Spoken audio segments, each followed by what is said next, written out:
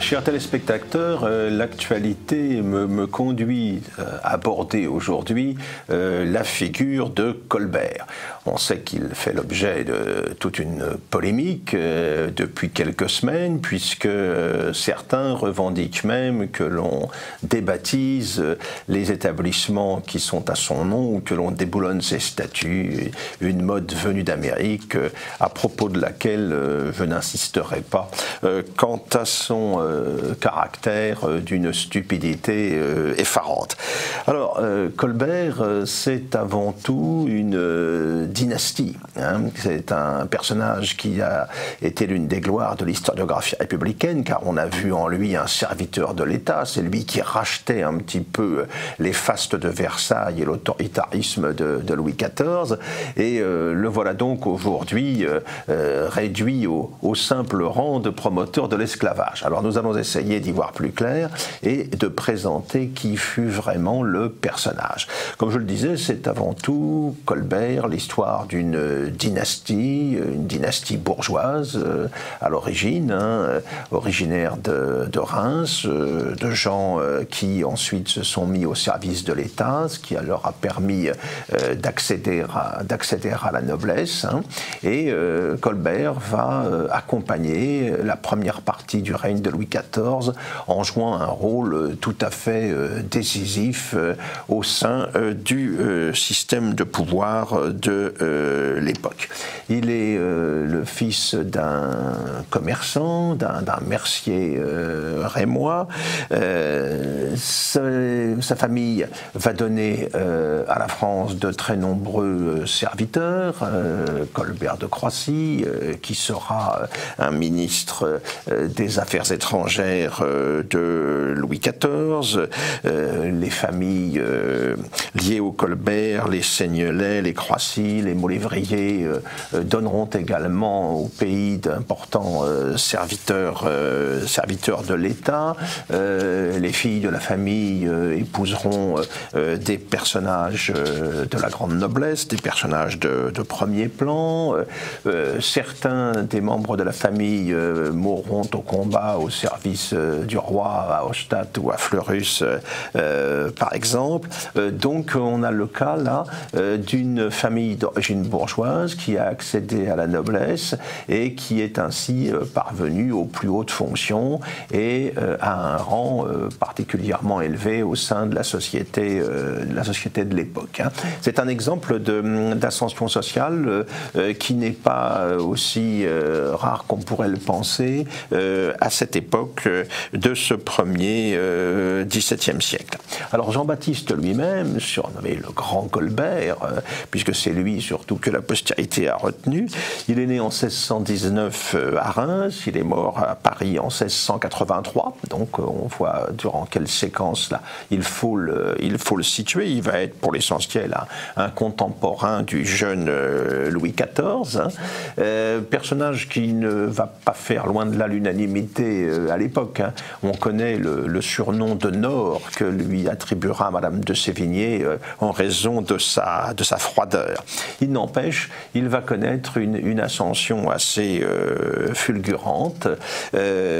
Fils de Nicolas Colbert de Vendières et de Marie Pussort, on va le placer chez un banquier puis chez un notaire où il va apprendre les rudiments du commerce et de la finance entre 15 et 21 ans.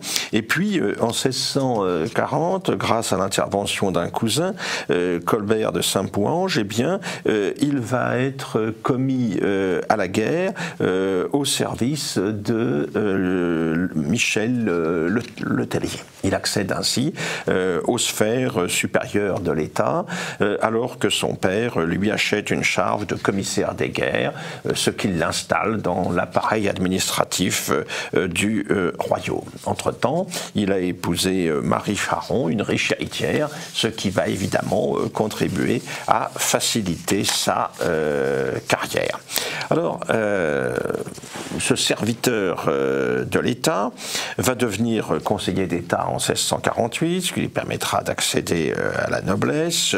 Il va se charger des affaires de Mazarin quand le cardinal sera obligé, du fait de la Fronde, de s'exiler pendant quelque temps, et puis quand le cardinal reviendra triomphant en 1653, eh bien, Colbert restera son intendant. Et là aussi, il en tirera une expérience utile pour la suite, car il s'agissait de gérer la fortune du cardinal, qui n'était pas mince. C'est à ce moment-là, quelques années plus tard, à partir de 1657, que commence sa rivalité avec Fouquet, le surintendant des finances, rivalité qui aboutira, on le sait, en 1661, à l'arrestation de Fouquet, à son exil.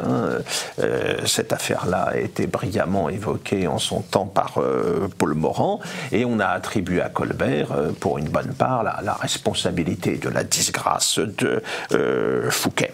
En fait, il critiquait l'existence de la charge de surintendant, souhaitait que cette charge fût remplacée par un conseil royal des finances, et ce qu'il voulait surtout, le grand dessein qui l'animait, pour reprendre un terme qu'on a utilisé à propos de Richelieu, c'était de mettre de l'ordre dans l'administration et dans les finances royales, d'unifier l'administration, d'unifier le droit, la justice. Ça a été un petit peu le défi qu'il va tenter de relever au service du roi. En tout cas, le voilà qui fait partie du conseil d'en haut.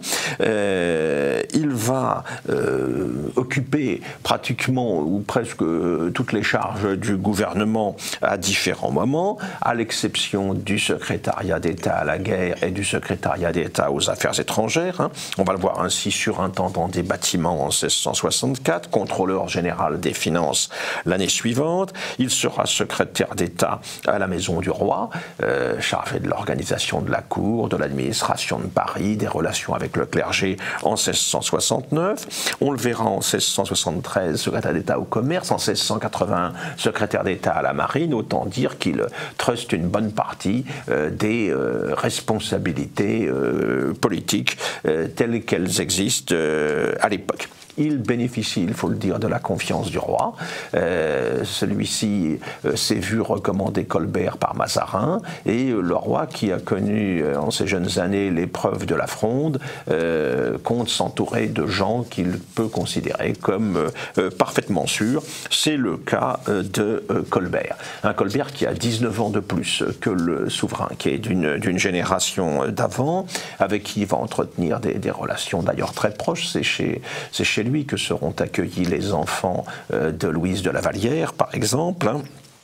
En même temps, dans ses relations avec Louis XIV, il faut prendre en compte la rivalité qui oppose Colbert à la famille Le Tellier, et notamment à Louvois, qui lui est de la même génération que Louis XIV. Il y a là aussi une querelle de génération entre les deux hommes, outre les priorités qui sont celles de ces deux ministres, les finances pour Colbert, l'armée pour Louvois. En fait, Colbert va réaliser une œuvre administrative, juridique tout à fait considérable. Il va installer de fait, de manière durable, le système des intendants, qui dans chaque généralité vont disposer de tous les pouvoirs du roi. Il va être un instrument ainsi de la centralisation monarchique. Il souhaitait l'abolition de la vénalité des offices, mais il eût fallu pour cela que la monarchie ne manque à point de moyens, comme c'était le cas à l'époque, donc c'est une réforme qui n'aboutira pas. Il va quand même créer une administration du Trésor royal en 1666, fixer des règles budgétaires, réduire de moitié les dépenses, faire baisser la taille, l'impôt qui pesait sur la masse paysanne et qui avait suscité d'ailleurs à l'époque de Louis XIII et dans les années qui avaient immédiatement suivi bon nombre de révoltes paysannes. Eh bien, on va faire baisser la taille, mais en revanche augmenter les impôts indirects. On va limiter l'intérêt légal à 5%, car un certain nombre de traitants avaient eu recours à des taux d'intérêt quelque peu abusifs. On va déclencher des enquêtes quant à l'authenticité de la noblesse d'un certain nombre de gens qui, se prétendant nobles, prétendaient ainsi échapper à l'impôt. Donc tout un travail considérable de remise en ordre dans le domaine financier. Travail considérable aussi quant à l'unification juridique du royaume. Il y avait une multitude de droits, le droit romain dans certaines provinces, une multitude de droits coutumiers dans d'autres. Colbert a entamé un travail qui n'aboutira, on le sait, qu'avec le consulat et avec la promulgation du Code civil. Mais dès l'époque de Colbert, le Code Louis va commencer à réaliser l'unification de la justice. C'est le cas également de l'ordonnance criminelle de 1670. Progressivement, et en passant par la jurisprudence établie par les parlements, on va aller vers une unité progressive du pays sur le terrain du droit. Colbert également se veut, on l'a dit, le champion de la centralisation administrative.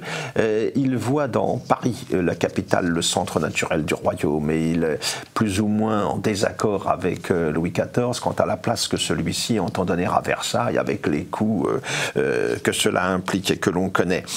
Il va être, Colbert, quelqu'un qui va contribuer à l'évolution de Paris. Les grands travaux du Louvre, par exemple, l'installation à la place des anciennes murailles d'un boulevard au nord de la capitale, la création, la construction des portes Saint-Denis et Saint-Martin, exaltant les victoires remportées par le roi, la multiplication des fontaines. Paris donc devra beaucoup à son action. Il va jouer un rôle également concernant Paris en y installant la lieutenance générale de police qui sera l'ancêtre de la préfecture de police. Rôle important également dans le domaine de la culture, c'est lui qui crée en 1663 la Petite Académie, Académie des inscriptions, qui vient compléter l'Académie française créée par Richelieu. Il va mettre en place le système des pensions destiné à soutenir les gens de lettres, organiser la bibliothèque du roi et mettre sur pied le système du dépôt légal.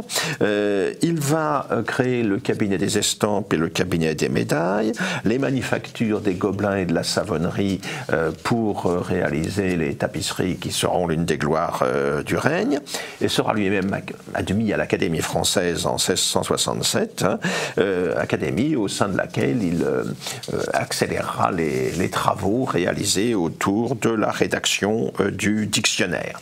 Également, il va encourager l'Académie royale de peinture et de sculpture, dont la direction est confiée à Lebrun. Et il faut signaler enfin sur ce terrain la création de l'Académie de France à Rome. Mais l'œuvre de Colbert, c'est aussi bien sûr une politique économique, assimilée souvent au dirigisme, parfois ce que l'on a appelé le mercantilisme. Il introduit en effet de nombreuses réglementations de la production pour garantir la qualité des produits et le dynamisme des exportations.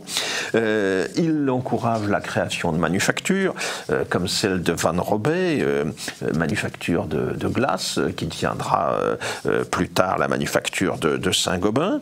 Il encourage la noblesse à s'investir, à s'intéresser à ces activités industrielles, mais il faut bien le dire, sans succès, malgré l'abandon du principe de dérogeance qui obligeait jusque-là les nobles à se consacrer exclusivement au service du roi, et notamment aux armées. Il va réaliser une ordonnance du commerce en 1673, une ordonnance de la marine en 1680, donc de très nombreux domaines sont les cadres de son intervention. Il va être à l'origine d'un certain nombre de grandes compagnies commerciales, la Compagnie des Indes occidentales, celle des Indes orientales, la Compagnie du Nord, la Compagnie du Levant, des compagnies à Chartres, dont l'objectif est le développement du commerce outre-mer. Le résultat ne sera pas à la hauteur de ses espoirs quand on compare avec le succès des entreprises anglaises ou hollandaises sur le même terrain. Mais Colbert va être aussi non pas le créateur, mais celui qui va développer de manière spectaculaire la marine royale, à laquelle s'était déjà avant lui intéressé Richelieu. C'est avec lui qu'est créé Rochefort, que sont aménagés Brest et Toulon et également Dunkerque. Il va mettre en place le système qui donnera naissance à l'inscription maritime pour disposer des ressources humaines nécessaires, mettre en place un corps d'officiers de plume, d'intendants et de commissaires à la marine, développer l'artillerie navale, mettre en place un corps d'ingénieurs de la marine et un corps de charpentiers de la marine, mettre en place également le système des gardes marines qui va être à l'origine de l'école navale qui viendra évidemment bien plus tard. En tout cas, le bilan est spectaculaire. En 1660, la France dispose de 9 vaisseaux de ligne, 3 flûtes et 8 galères. En 1683, elle dispose de 220 navires de combat, c'est-à-dire 45 unités de plus que sa concurrente, la Royal Navy anglaise. Alors, un bilan donc tout à fait spectaculaire, mais tout cela évidemment coûte cher, et après la paix de Nimègue qui a vu la victoire des armées du roi, évidemment l'étoile de Colbert commence à pâlir pour des raisons financières que l'on imagine. Il n'est pas pour autant en disgrâce. La preuve, son frère Colbert de Croissy se retrouve ministre des Affaires étrangères en 1679, mais en même temps, c'est un Letellier, un homme du clan rival, qui se retrouve chancelier en 1677, ce qui va quelque peu ulcérer Colbert. Hein. Il ne s'agit pas pour autant d'une disgrâce, hein, et à la veille de sa mort, qui surviendra en septembre 1683, Louis XIV écrit au marquis de Seignelay, son fils: « J'espère que Dieu ne voudra pas l'ôter de ce monde où il est nécessaire au bien de l'État. Je souhaite de tout mon cœur, par l'amitié particulière que j'ai pour lui et par celle que j'ai pour vous et pour votre famille. » Donc la faveur du roi lui a toujours, ainsi on le voit, été acquise. D'ailleurs, le clan Colbert, ensuite, à l'évidence, bénéficiera d'une situation des plus favorables. Hein. Ses frères, par exemple, Nicolas sera évêque d'Auxerre, Charles, marquis de Croissy, sera aux affaires étrangères, Édouard François, comte de Molévrier, sera lieutenant général des armées du roi. On verra les enfants qu'il a eus avec son épouse Marie Charon accéder aux plus hautes places. Ces 3 filles épouseront respectivement les ducs de Chevreuse, de Beauvilliers et de Mortemart, par exemple. Quant à ses fils, eh bien, on les retrouvera dans l'Église, dans l'armée, dans l'administration. Hein. Jean-Baptiste, marquis de Seignelay, sera secrétaire d'État à la marine. Jacques Nicolas sera coadjuteur de l'archevêque de Rouen. Antoine Martin sera dit le commandeur de Boncourt. Jules Armand sera marquis d'Ormois. Louis Albert sera comte de Lignières. Charles-Édouard, comte de Sceaux. Ils feront des carrières militaires. 3 d'ailleurs seront tués au combat au service du roi.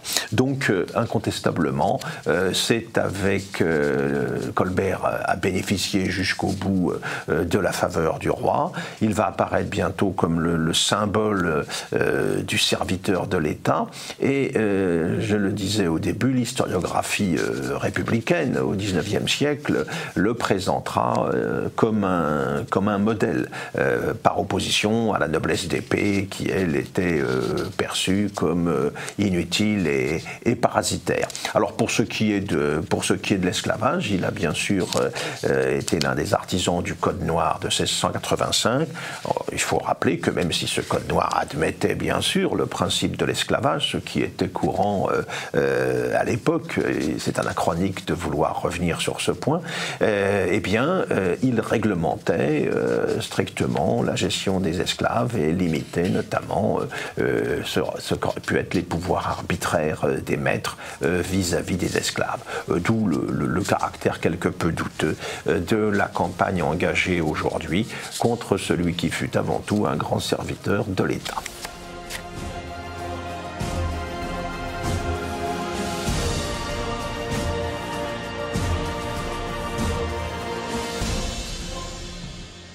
L'aviation est un monde à part, un monde qui donne naissance à des héros, et tout particulièrement pendant les années 30. Guillaumet, Saint-Exupéry, Lindbergh, Mermoz, Coste, Bellonte, Ningesser-Écoli, je ne peux pas tous les citer.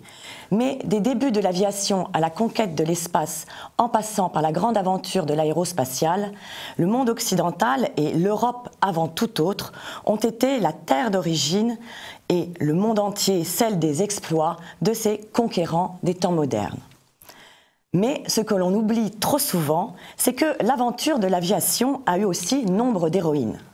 Aujourd'hui, je vais vous raconter l'histoire de celle qui demeure l'une des plus brillantes, parce que l'une des plus jeunes d'entre elles.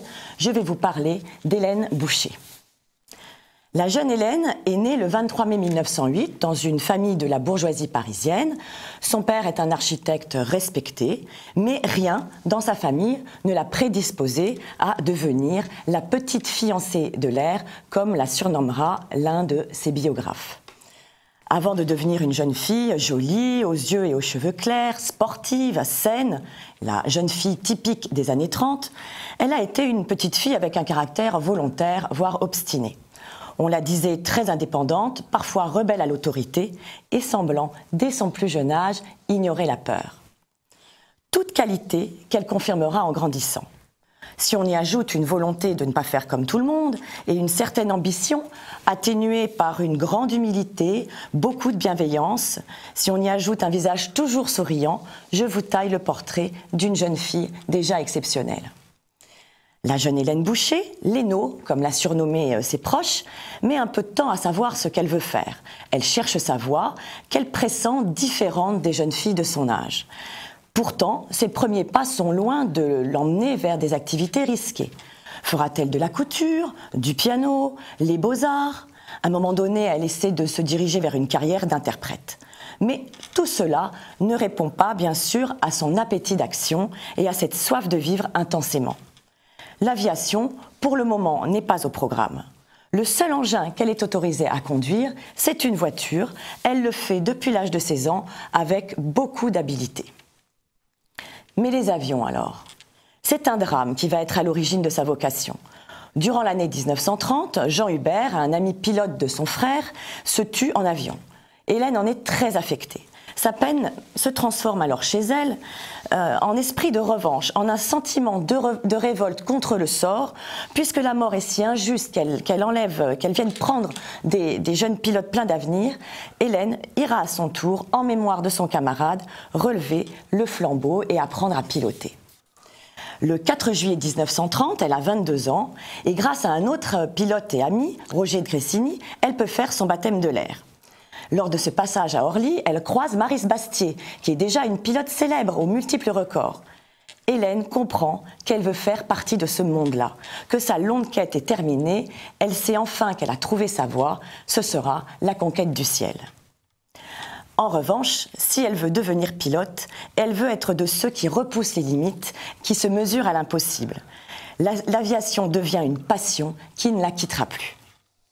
L'année suivante, en 1931, elle réussit à obtenir une bourse auprès de l'aéroclub des Landes à Mont-de-Marsan pour passer son brevet de pilote, car ses parents n'ont pas les moyens de lui offrir et ils sont quelque peu dépassés par la passion nouvelle de leur fille.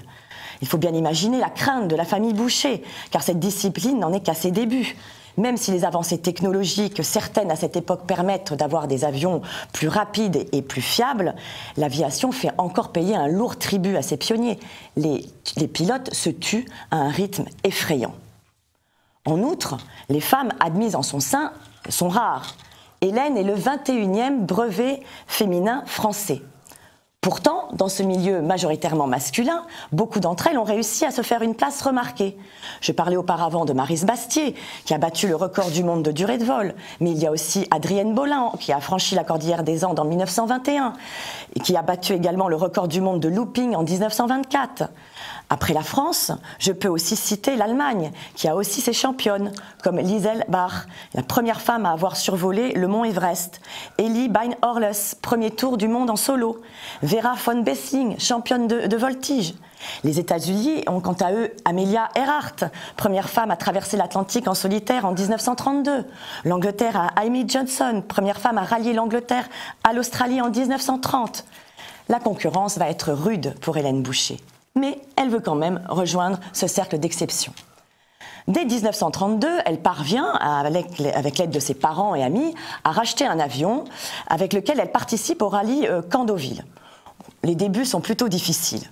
À cause d'un ennui mécanique, son avion termine dans les arbres, mais heureusement sans mal pour Hélène qui n'a pas du tout perdu son sang-froid. Cela ne la décourage pas. Elle continue d'enchaîner les compétitions d'acrobatie, de participer à toutes les courses quand ses moyens lui permettent, car c'est souvent l'argent qui est le principal obstacle pour Hélène Boucher. En juin 1932, elle a plus de 100 heures de vol et passe alors brillamment son brevet de pilote de transport public, avec une épreuve de vol de nuit. Le 8 octobre 1933, au meeting aérien de Villacoublay, elle se mesure à coup de looping avec la célèbre pilote allemande Vera von Bissing, que j'ai déjà citée, et qu'elle a toujours admirée. Elles font tant et tant que le jury n'arrive pas à les départager. Le duel entre les deux femmes se conclura par une chaleureuse poignée de main. Quelle consécration pour Hélène! Elle acquiert dès lors une célébrité d'autant plus notable qu'elle est très jeune. En février 1933, elle tente son premier long raid. Elle va essayer de rallier Paris à Saïgon, comme Mermoz quelques années auparavant, mais des ennuis mécaniques, une fente dans le carter de son avion, un Avro, un avion anglais, la force à se poser à Bagdad. Les Anglais qui l'accueillent sont individuellement charmants, elle le dira dans son journal, mais ne lui apportent qu'une aide très limitée, juste suffisante pour qu'elle ne puisse pas continuer l'aventure. Ils font traîner l'arrivée de la pièce qui doit permettre la réparation de l'avion et Hélène ne peut pas repartir. Elle en gardera un ressentiment durable contre les Anglais. Malgré cela, la gloire ne la quitte plus. En août 1933, elle bat son premier record mondial avec le record du monde féminin d'altitude pour avion léger, 5900 mètres sur un avion de seulement 60 chevaux. En juin 1934, le monde professionnel de l'aviation lui ouvre enfin ses portes, en la personne de François Lehideux, qui l'engage chez Caudron Renault, le célèbre constructeur d'avions, en tant que pilote de vitesse, afin qu'elle puisse tester la maniabilité des nouveaux appareils. Elle a enfin un salaire et les moyens de vivre complètement sa passion. Elle n'a décidément pas déçu les gens qui lui ont fait confiance. C'est aux commandes d'un Caudron Rafale, le 8 juillet 1934, lors des 12 heures d'Angers, qu'elle bat le record international des 1000 km sur avion léger. Le 10 août de la même année, elle enlève un autre record de vitesse sur 1000 km à 412 306 km/h, le record qu'elle ravit à l'américaine Amelia Earhart. Puis le 11 août, elle pulvérise le record de vitesse pure à 445 km/h, une vitesse fantastique pour l'époque. Mais Hélène reste lucide. Un jour, se confiant à sa meilleure amie, elle lui dit « Je sais que j'y passerai comme les autres. Il n'y aura pas d'exception pour Hélène Boucher. » Le 30 novembre 1934, le salon de l'aviation se tient au Grand Palais. Hélène est là avec d'autres amis pilotes. Son avion est exposé, le public essaie d'apercevoir son héroïne. Mais à la fin d'un repas qu'elle prend avec l'équipe du constructeur, alors que ce n'est absolument pas prévu, elle se lève et annonce à la table qu'elle va s'entraîner. Hélène est une perfectionniste, elle veut sans cesse voler et travailler une nouvelle fois sur le nouveau modèle. Elle rejoint l'aérodrome de Guyancourt et décolle aux commandes de nouveaux Caudron C430 Rafale, alors que le temps n'est pas très beau. Une mauvaise brume s'est levée de la vallée de Chevreuse. Pourtant, Hélène s'envole. Après un premier tour, elle entame la descente pour atterrir et au moment de toucher la piste, a-t-elle jugé que c'était trop court? On ne saura pas vraiment pourquoi. Elle remet un coup de gaz alors que les volets sont ouverts. L'avion pique, fait un demi-tonneau et s'écrase dans un petit bois au nom prédestiné, le bois de la Croix, au bout de l'aérodrome. Ses camarades pilotes courent pour la secourir, mais il est trop tard. Hélène Boucher meurt quelques instants après dans l'ambulance qui l'emmène vers l'hôpital de Versailles. La France entière vient de perdre sa petite fiancée de l'air. Elle avait 26 ans. Comme elle le pressentait quelques années plus tôt, il n'y a pas eu d'exception pour Hélène Boucher. Les obsèques d'Hélène se déroulèrent solennellement le 4 décembre dans la chapelle Saint-Louis des Invalides, au milieu d'une foule très nombreuse. Il y avait là évidemment la fine fleur de l'aéronautique, mais aussi de nombreux ministres. Pour la première fois, le cercueil d'une femme est exposé durant 2 jours dans la chapelle Napoléon des Invalides. Une foule émue vient se recueillir et lui rendre un dernier hommage. Hélène Boucher a été citée à l'ordre de la Nation, et je terminerai sur cette citation. Personnifie la jeune fille française, modestie, simplicité, vaillance, pilote de grande classe qui a conquis en peu de temps les records les plus enviés grâce à son habileté et à son audace réfléchie. A donné sa vie pour l'aviation.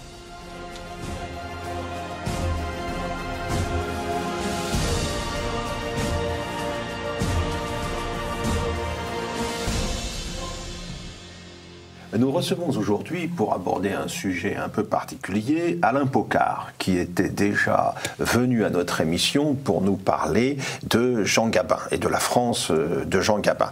Eh bien, Alain Pocard, c'est un nostalgique un peu du temps passé, et plus particulièrement des années 1960, qui continuent à faire rêver les Français.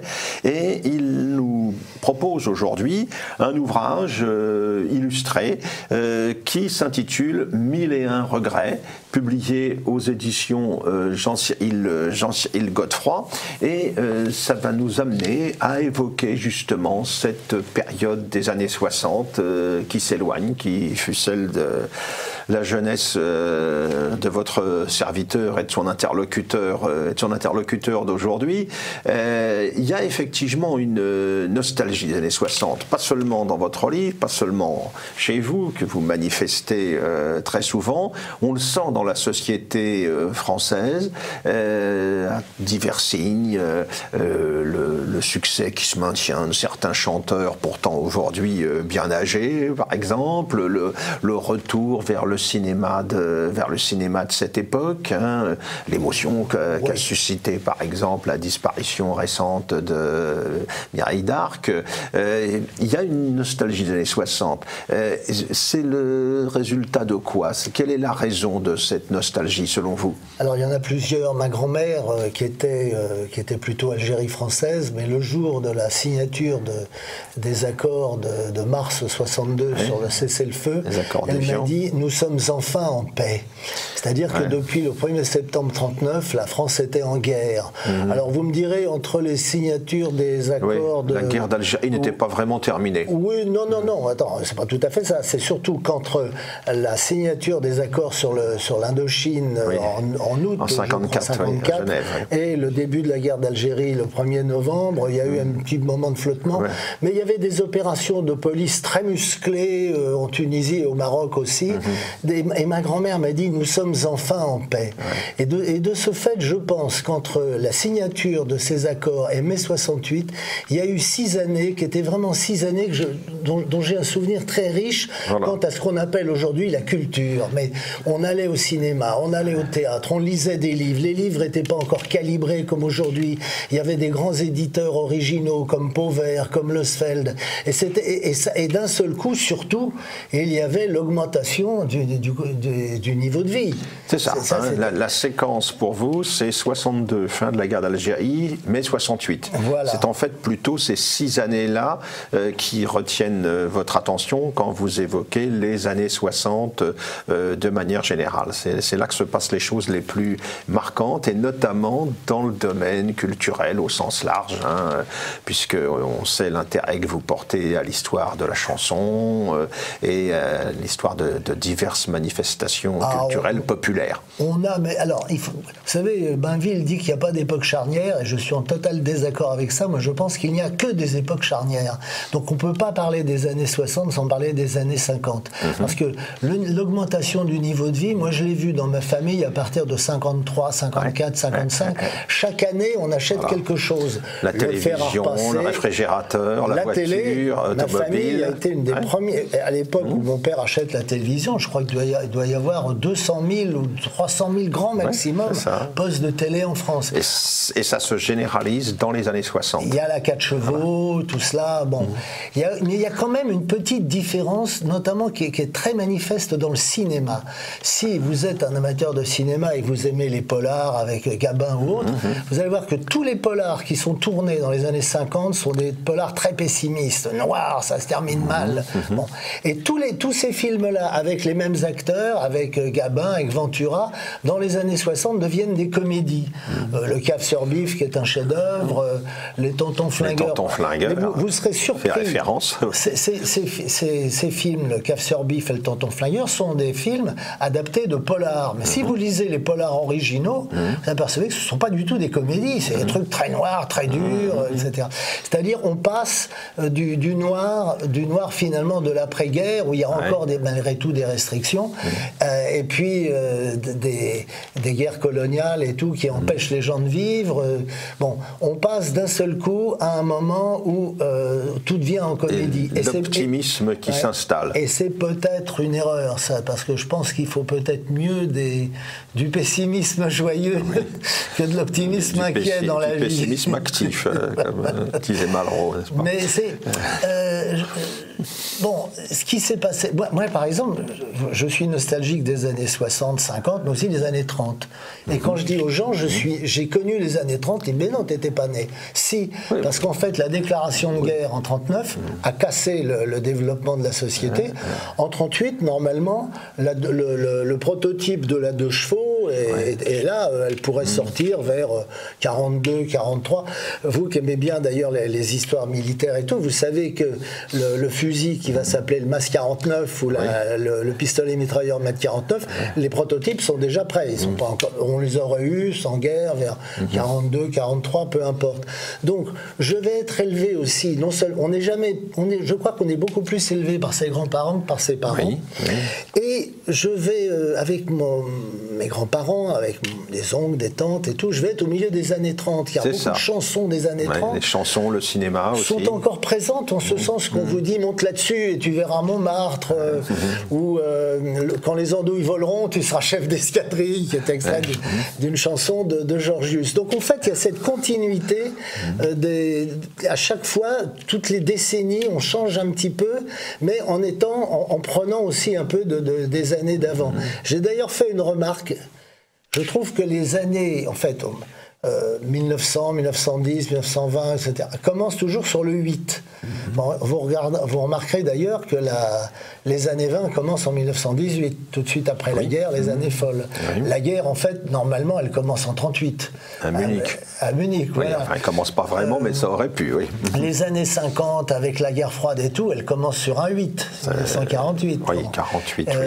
Les années d'expansion commencent en fait en 58, bon, voilà, etc. Et les années 70, hippie, yéyé, etc., sont en fait consacrées, en tout cas en France.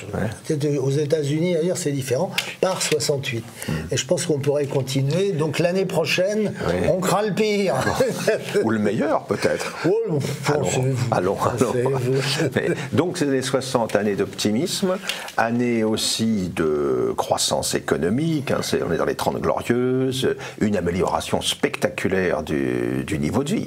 C'est une période pendant laquelle la richesse globale du pays est multipliée par 3, les conditions d'existence se transforment, les nouveautés que nous évoquions tout à l'heure, de la télévision à la voiture individuelle généralisée en passant par l'électroménager, on se souvient du succès que remportait chaque année le Salon des Arts Ménagers, bien oublié aujourd'hui. Cette époque-là, effectivement, est porteuse d'optimisme. On croit quelque part au fameux lendemain qui chante. Vous savez, quelqu'un qui a bien vu ces choses-là, c'est Marx. Dans les premières lignes, toutes premières lignes du Capital, il dit la société, et on est en 1862, 1800, les années 60, mais du 19e siècle, il dit la société se présente comme une gigantesque accumulation de marchandises. Et je suis frappé, par exemple, quand je passe devant des boutiques aujourd'hui, on pourrait dire, comme Raymond DeVos, c'est 3 fois rien les objets qui sont présentés. Je crois que c'est beaucoup plus grave que ça, c'est du rien. C'est-à-dire le rien est devenu une sorte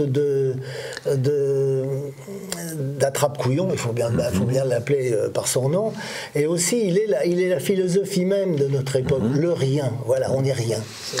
Alors qu'à l'époque, toutes ces nouveautés correspondaient à des besoins qui étaient enfin satisfaits. Ce n'était pas du consumérisme parfaitement vain, comme celui qui tente à s'imposer aujourd'hui. C'est ce que disait De Gaulle. Hein. Il disait le beefsteak pomme frites, c'est chouette, les vacances, c'est bien, la bagnole, c'est très agréable, mais ça ne constitue pas une ambition nationale. C'est ça alors, parce que les années 60, il faut quand même y venir, ce sont les années gaulliennes, en quelque sorte. Hein. De Gaulle est revenu en 58, 62 c'est la fin de la guerre d'Algérie, 4 années là, ont été un peu difficiles, et de 62 à 69 jusqu'au départ, au lendemain du référendum malheureux d'avril 69, les années 60 c'est vraiment l'époque gaulienne en France. Et quel sentiment ça suscite chez vous, ça, ce souvenir du général de Gaulle qui à l'époque fait l'objet de grands débats, parce qu'il y a des gens qui ne l'aiment pas, évidemment, pour de multiples raisons d'ailleurs. Mon père était anarchiste, hein, donc il n'aimait pas De Gaulle, il n'aimait pas Pétain, mais parce que c'était des militaires. Mais quand même... C'était bon. On peut parler quand même. Quelle famille. Oui, mais à un moment, il s'est pris quand même... C'est le jour de l'enterrement de Kennedy. Il y a une chose qui se passe qui est absolument extraordinaire. On voit les actualités. D'abord, De Gaulle dépasse de 25 têtes, et tout le monde vient le voir, comme si c'était lui la vedette, quoi. C'est-à-dire, je crois qu'il y a une chose qui est quand même très importante. Moi, quand je suis gosse, je ne fais pas de politique, et j'avais d'ailleurs bien raison de ne pas en faire. Quand j'ai commencé à en faire, j'ai fait des bêtises. Qu'est-ce qui se passe? Tout le monde dit du mal de Gaulle, mais quand il y a un référendum, tout le monde vote pour lui. Et moi, je suis tout gosse, je sors d'un concert de Gene Vincent, chanteur de rock, créateur de Bebop Olula au Théâtre de l'Étoile, et on se dit, mais on entend les résultats du référendum, il est 11h, 11h30 du soir, on dit, mais enfin, c'est pas croyable, on est gosse. On dit, mais c'est pas croyable, tout le monde est contre lui, et puis tout le monde vote pour lui. Et il y a quand même une chose qui est absolument extraordinaire, c'est que quand votre chef d'État et votre pays est détesté par les grandes puissances, c'est qu'il suit une bonne politique. Et quand tout le monde vient dire « Oh, qu'est-ce qu'il est bien ce monsieur Sarkozy, oh, vous savez... » C'est mauvais signe. Voilà, et puis monsieur Hollande, il voudrait tellement bombarder Bachar el-Assad et tout. Oh oui, il est bien, vraiment. Quand les grands de ce monde, quand les plus grands que nous, il y en a quand même un, c'est quand même les États-Unis, nous félicitent, c'est que nous sommes mauvais. Et quand les Américains ne nous aiment pas, c'est qu'on est bon. On est bon, d'accord. Alors donc c'est ce que vous retenez principalement de la période gaulienne, c'est la politique étrangère, d'indépendance, l'affirmation de la souveraineté nationale, le départ de l'OTAN en 66. Quand j'ai fait mon service militaire, évidemment, comme je ne suis pas du tout antimilitariste, contrairement à ce que vous pourriez croire. Vous me rassurez. J'aime l'armée, mais j'ai horreur de l'exercice physique et de quitter Paris. Donc j'étais pistonné, et j'ai fait mon service militaire. À Vincennes, Non, à Duplex, c'était à 3 stations de métro chez moi. Encore mieux. Je prenais la place d'Eddie Mitchell, qui était parti un petit peu avant moi. Voilà. Bravo. Et alors je m'aperçois d'une chose, c'est que la quasi-totalité on est en 65, la quasi-totalité des militaires sont pro-Algérie française et tout, mais aucun ne s'est engagé. Et là, j'ai compris pourquoi. C'est la retraite. Ils ne se sont pas engagés à cause de la retraite. Il y en a quelques-uns qui se sont engagés, quand même, et qui ont ruiné pour cela leur carrière, qui sont allés... Après, ils ont écrit des livres, qui sont allés jusqu'au bout de leur Ils ont eu des avaloirs et des droits d'auteur. Oui, voilà. N'exagérons pas la générosité des éditeurs. Il y a une époque, ils étaient plus généreux qu'aujourd'hui. Ils étaient plus qu'aujourd'hui, c'est vrai. Je peux vous dire, mais il y a seulement quelques années comme ça.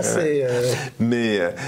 donc c'est la période du général de Gaulle, expérience politique évidemment qui a marqué profondément et dans la durée l'histoire française, mais c'est aussi une période où il y a en France un parti très puissant qui pèse sur la société française, qui a ses relais d'influence, c'est le Parti communiste. Exactement. Aussi, encore. Il n'a plus comment dire, le prestige qui était le sien au sortir de la guerre, qu'il avait contribué d'ailleurs à construire avec la légende des 75 000 fusillés, etc. Mais il pèse encore très lourd. À l'époque, c'est l'époque de Thorez. Thorez, il meurt en 64, je crois. Bon, ensuite, c'est le bien Terneval décroché, puis alors après, on a Marchais. Marchais, on aurait dû l'écouter quand même. Quand on lit tout ce qu'il a dit sur Internet, sur l'immigration, sur tout ça, enfin Marchais était... Non, moi je me souviens une chose, quand je vais passer mes vacances dans un petit village de vacances, comme on faisait à l'époque, on allait dans sa famille, je fréquente plutôt les communistes parce que ce sont les seuls qui lisent de la littérature, à côté des jeunes gens du coin, qui sont des très bons copains, des très bons camarades, avec un cœur gros comme ça, mais qui ne sont pas du tout littéraires. Ce sont les gens qui, de Paris d'ailleurs, les communistes de Paris, avec qui je deviens copain, parce qu'ils lisent. Et chez eux, on peut lire je découvre Roger Vaillant, des grands écrivains français. Aragon, bien entendu, qui est le plus grand poète du XXe siècle et tout. Donc c'est pas si simple. Et Gris-Paris, par exemple, qui a été stalinien entre 50 et 56, il vit dans un petit grand écrivain français, Pierre Gris-Paris quand même. Bon.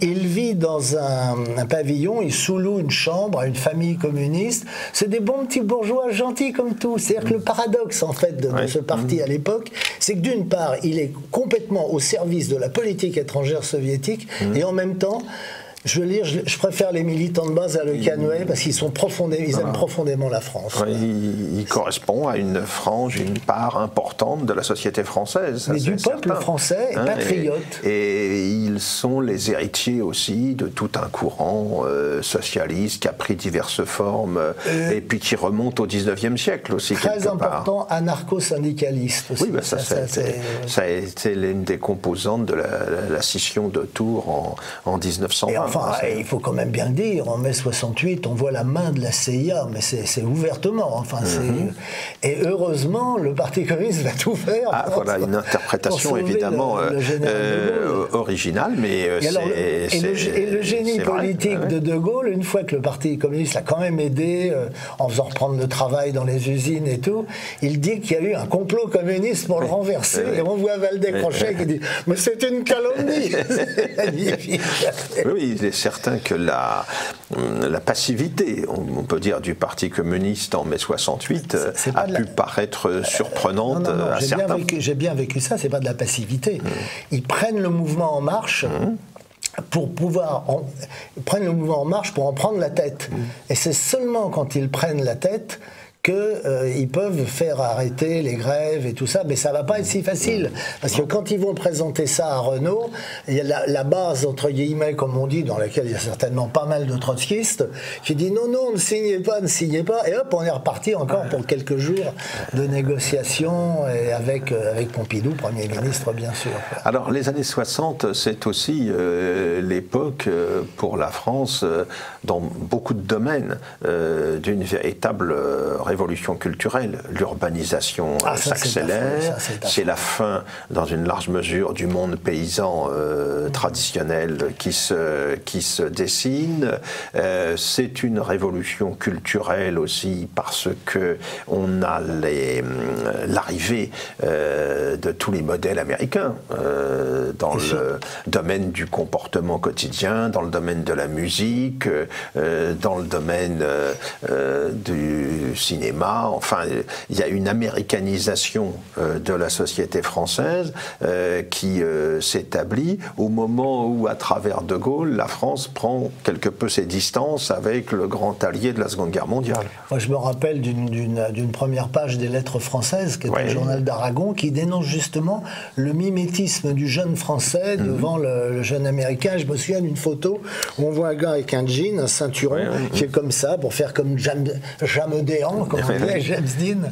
Non, c'est incontestable. Mais ça, c'est la puissance culturelle américaine et le fait aussi que vous avez pas mal d'intellectuels à cette époque-là qui sont très critiques de la bombinette, par exemple. On sait aujourd'hui que quand même, la seule chose qui nous reste de l'indépendance nationale en France, c'est la dissuasion nucléaire et la chaise au Conseil de sécurité, qui permet de dire non, mais on ne dit plus non. On doit dire oui. Tous le temps, j'en sais rien, je ne suis pas tellement ces questions. Non, peut-être y a-t-il eu chez De Gaulle un vertige du succès. Il les défie au Cambodge avec le fameux discours de Phnom Penh, qui est un discours remarquable. Il l'a prédit à Kennedy, il l'a prédit à Johnson. Vous partirez là comme des malpropres. C'est ce qui s'est passé. Bon, il les défie au Mexique, la mano en la mano. Au Canada, au Québec. Et il va même défier les Soviétiques en Pologne, d'ailleurs. Et en Roumanie aussi. Et en Roumanie. En Roumanie, c'est moins important, parce que la Roumanie est déjà un peu en dehors du système soviétique. Mais c'est une... Quand même, on peut penser que derrière cette volonté de souveraineté, cette aspiration à la grandeur, qui était le propre du gaullisme, l'échec, il est quand même concrétisé par cette explosion de mai 68 que le général n'a pas du tout vu venir. Et qu'il n'a même pas tellement bien compris. Qu'il n'a pas compris, oui. Et là, il avait le sentiment d'avoir toujours anticipé sur les événements dans différents domaines au cours de son parcours, de sa carrière. Il a vu clair sur des tas de choses. Là, il n'a pas vu. Il l'a dit à un mois près, il a dit les Américains partiront du Vietnam en 75. Est-ce que de ce point de vue, vous ne seriez pas assez d'accord avec l'analyse qui veut que De Gaulle n'a pas vu la dimension, l'importance du domaine culturel, qu'il a abandonné de fait à ses alliés de fait communistes pendant longtemps, et avec lesquels il a trouvé l'équilibre que l'on sait à l'issue de la guerre, qui étaient ses meilleurs ennemis ensuite sous la Ve République pour se garantir des majorités. Est-ce que le fait d'avoir abandonné des domaines comme celui de l'enseignement, de la culture à ce monde communiste, ça n'a pas été une erreur majeure pour la suite? Je réponds oui, mais. Alors, je vais vous raconter une anecdote. Notre Jean Dutour me dit, mais moi j'ai demandé à Malraux, qui est un homme très bien, très sympathique, serviable, m'a-t-on dit, qui était très gentil. Il lui dit, mais qu'est-ce qui vous prend de faire des maisons des jeunes et de la culture et tout? Il dit à chaque fois, et Malraux lui dit à chaque fois qu'on en fait une dans une municipalité communiste, on gagne la municipalité. Mais ils l'ont peut-être vu seulement en rapport de force politique et pas ce fleuve souterrain qu'est la culture. Mais le problème de Gaulle, en fait, c'est qu'il ne voulait pas s'occuper de ce qui n'était pas la haute politique, c'est-à-dire la politique étrangère. Bon. Et effectivement, il paraît qu'un jour, il passe dans Paris, il voit des bâtiments affreux, il dit « Mais qu'est-ce que c'est que ça ?» On lui dit « C'est ce qu'on fait aujourd'hui et tout. » Bon, voilà, il est très déçu et bon, il aurait pu s'en occuper aussi. Il faut bien dire que sous la Ve République, il n'y a eu qu'un seul président qui avait du goût en matière artistique, c'est Giscard d'Estaing. Qui a fait arrêter des... On ne parle pas du reste, mais en matière de goût artistique, le seul qui a du goût, c'est Giscard d'Estaing. Et oui, parce que notre ami Pompidou, lui, le centre Beaubourg... Dutour était très ami avec lui. Il m'a dit que c'était un homme d'une intelligence supérieure, Pompidou. Certainement, oui. Et son anthologie de la poésie est remarquable. Mais il était buté, il voulait des tours, il voulait des machins, il voulait des trucs comme ça. Et puis, tout à fait fasciné par l'art contemporain, qui n'était pas encore l'art contemporain. Qui n'était pas encore ce qu'on appelle aujourd'hui l'art contemporain, bien sûr. Mais c'est vrai qu'il aimait bien. Et alors, ces années 60... Mais je crois qu'il y a autre chose, si vous permettez. J'ai réfléchi quand même à ça parce que je suis un type qui fait beaucoup de bêtises dans la vie, qui m'amuse beaucoup, mais de temps en temps je réfléchis. Et vous savez quand est-ce qu'on réfléchit le mieux? Dans les nuits d'insomnie. Alors là, la pensée s'ouvre. Oui. Et j'ai compris pourquoi le peuple français n'avait pas voulu de la grandeur gaulienne. C'est que c'est un peuple, j'ai une explication psychanalytique. Car je ne suis pas de ceux qui pensent que Freud ou Jung sont des imbéciles, bien au contraire. Le peuple français refoule le meurtre du père. C'est ça son grand drame psychanalytique. Le père, évidemment, c'est Louis XVI, hein, pas besoin de vous le dire. Oui, c'est ce divorce avec la monarchie qui, au fil des générations, demeure dans l'inconscient collectif. Je suis pas du tout comme les gens qui sont toujours monarchistes, qui veulent rétablir la monarchie et tout. À mon avis, c'est beaucoup trop tôt ou trop tard, mais on n'est pas là-dedans. Mais nous avons tué notre père, nous l'avons tué. Évidemment, oui. Et alors, vous qui êtes un fanatique de l'histoire de la chanson, Qu'est-ce que représentent ces années 60 pour vous? Parce que c'est important, ça aussi, ça fait partie de la culture. Ça fait partie de la culture populaire. Hein. Disons que de Bruant à Jodassin, qui est un des derniers chanteurs populaires français, avec une belle voix, une voix chaude, agréable, Tagada, Tagala, voilà les Dalton, vous n'êtes pas de cette époque-là, mais je vous assure, mais il y a des chansons qui restent comme ça. On a l'âge d'or de la chanson française, avec des auteurs, compositeurs, interprètes ACI, comme Brassens, comme Ferré, Brel, pas tout, les musiques étaient souvent faites par un autre, hein, bon, mais c'est aussi ce qu'on appelle un ACI, bien sûr, tous ces grands interprètes, Mouloudji, Francis Lemarque, enfin, puis ces chanteuses formidables, mais j'aime bien aussi les années 30, et si j'aime bien Edith Piaf, je lui préfère Fréhel, qui est morte dans la misère en 1955. Quoi. Mais à ce moment-là, les gens savent écrire des chansons. Il y a surtout des gens qui écrivent des chansons sans être chanteurs. Et c'est peut-être les ACI, de ce point de vue-là, les autres compositeurs, interprètes, ont peut-être fait du tort. Tout le monde s'est dit, si j'écris mes paroles et ma musique, je gagnerai plus d'argent. Voilà. Donc, mais il y avait Datin et Vidalin, il y avait Magenta et Larue, il y avait des paroliers pour Beko, Delanoë, rien à voir avec le maire de Paris, Louis Hamad, le préfet, qui était un grand copain de l'anarchiste Brassens, bien entendu.